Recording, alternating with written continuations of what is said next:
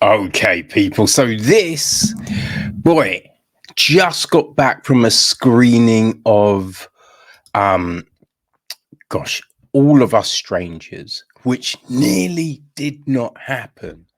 Nearly did not happen. The train situation was crazy, but I got there.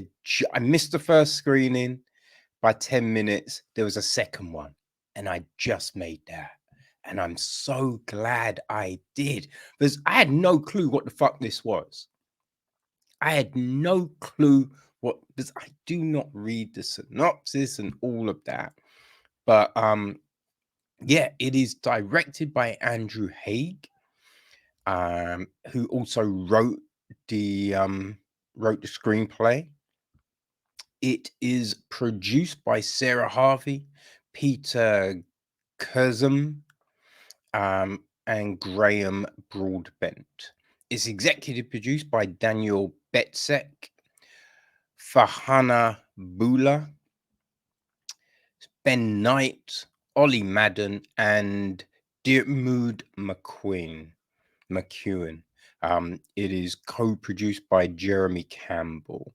So music is Emily Levenzy Fararuch. Jamie Ramsey handled the cinematography. Jonathan Alberts edits the piece. Carleen Crawford casting. Sarah Finlay production design. Luke Deering art direction, and Lauren Doss and Marion Murray handled the set decoration. Sarah Blenkensnop costume design. Hair and makeup, we have Alicia Daly, Nicola Buck, and Zoe Claire Brown. Okay, so our cast: Andrew Scott is Adam. Paul Mescal is Harry. A young version of Adam is played by Carter John Groot. So Adam's dad is played by Jamie Bell. His mum is played by Claire Foy. The waitress is played by Amy Tredrea. Yeah, that's really the main group, I would say. So the gist of this is: one night in his near empty tower block in contemporary London, Adam has a chance encounter with a mysterious neighbor, Harry, which punctuates the rhythm of his everyday life. As a relationship develops between them, Adam is preoccupied with memories of the past and finds himself drawn back to the suburban town where he grew up and the childhood home where his parents appear to be living, just as they were on the day when he left. So yeah, that's it. So the other thing, right? This is an adaptation of a book called Stranger. Came out in 1987 and it's by Taichi Yamada. Right. So yeah, this, as I said, I had no clue what this was, right? And so it opens up and we just have Adam going about his everyday life, right? Just, you know, writing, doing his thing. I think he's lying on the sofa a lot of the time watching TV. The apartment looks nice. And living in the heart of London, that's not cheap. You know what I mean? That's not cheap, y'all. But nothing else. We don't really see him have any other thing to occupy his time.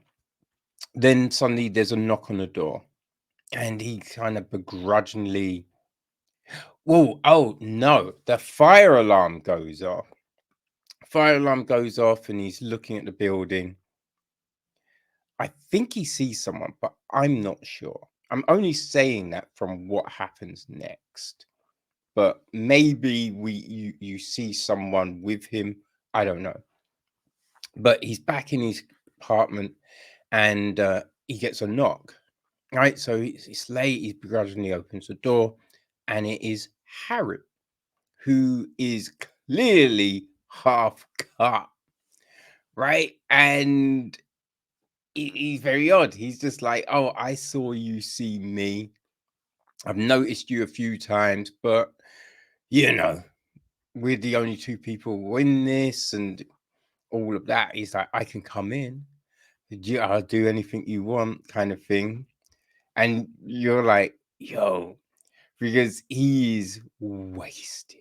He's so wasted. Says some crazy shit too, you know. But that's kind of it. Adam's like, I'm good. And yeah, we see him kind of go through he's going through a photo album, which then leads him to go back home, right? East Grinstead. Now, we don't really know why he was going to East Grinstead at first. And I'm just like, why is anyone going to East Grinstead? Yeah, there's gotta be a big reason to go to fucking East Grinstead, people. But he goes, and then we see him see someone, but not engage. He kind of follows them. And when the person comes out, you're like, oh, is this another hookup? Right? Like what Harry was trying to do to him. No, turns out it's his dad. Right? Turns out he's his dad. And he's like, come back up. But at first, you do not know. Right? You don't know. Because the way when he gets home, he's just like, oh, he's here. Oh, him? He's here. The way they're talking, you're just like, it sounds like they're talking about a flatmate. No, but it's his mum and dad. So we just see this whole reminiscing situation between them. And that's fascinating, right? And so throughout this film, we get the interactions between Adam and Harry, and then Adam and his parents. And this really is intriguing.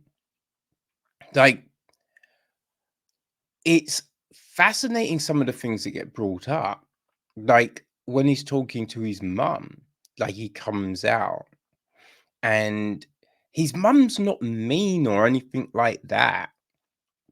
But it's like she doesn't quite understand certain things, right? And so because I think she says like, oh, they say it's a lonely life, right?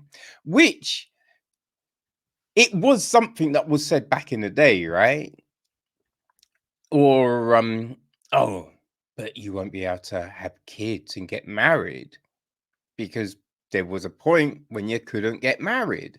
You know what I mean? So his mum is saying things that were the rhetoric years back, but are no longer the case. So that's kind of when you look at it, and it all becomes clear. But initially, it's like, I mean, surely she watches the news, right? But it's not said in a nasty way or anything. And she's trying to be caring and loving. And before that, the conversation was absolutely fine. We then, there's another bit where we see him with his dad. It's a whole different situation, but other things come up, right? And it's just like, oh, what do you do if your kid is crying? Right? How do you act in certain situations? And so we have these different things come up.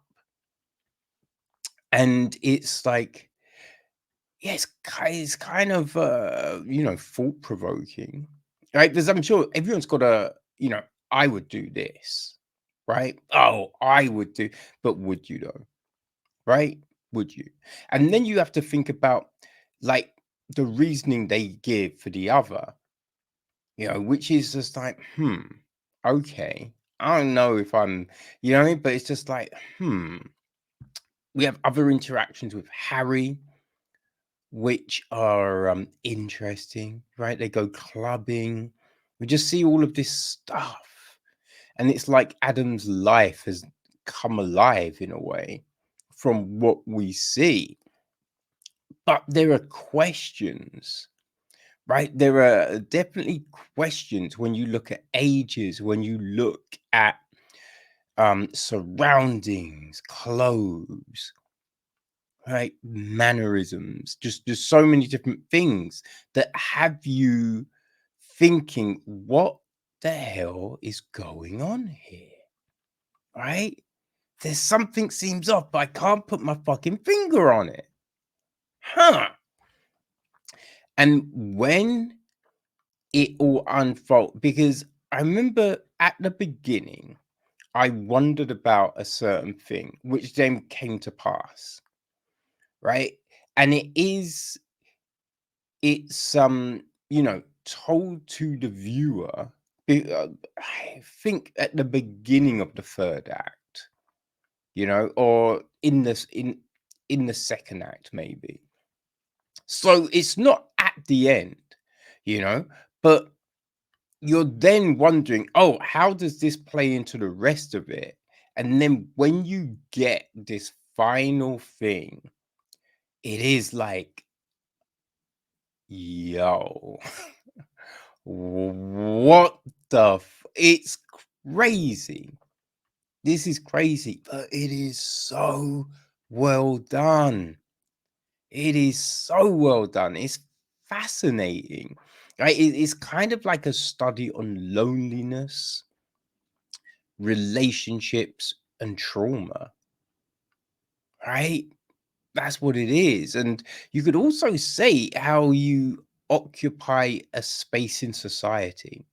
You know, because he's living in this huge apartment building, but he's the only, well, he thinks he's the only one there. But then you realize, oh, if Harry was there, right, you've got two people in the same thing, but you don't run into each other. Right. And it's that kind of disconnection that we might have with our neighbors and those people around us. Right. So you just got these different kind of themes running through this, and it is done so well. Right. It's not a film with huge events or, you know, like set pieces, but you are definitely logged in. You know what I mean? You're not like, oh, I need to go somewhere or I'm bored. No, you are just like, what is going to happen? Where is this going? You know what I mean? The acting is fantastic. Man, it's a really good use of lighting, you know, camera angles, just all of that jazz that just helps really do some magic with this story. Man, yeah, and I can't remember. Did I say the acting? Because the acting is fucking great, right? And when you understand certain situations, it speaks to what the actors are doing as well. So this, boy, it is a fascinating piece, and that's why I was so glad that I did make it to see, because you know it is in the gala strand. It's one of the headline gala features, right? So if you missed it today, it will be playing at 3 p.m. Monday the 9th. So tomorrow, again at the Royal Festival Hall. It's playing Tuesday the 10th. Now it's two times on the 10th. One, it's at 6:30 at the South Bank NFT3. Well, a smaller screen, but a good screen, right? Also, later on the 10th, it's playing at 9:15, right? 9:15 at the Curzon Soho.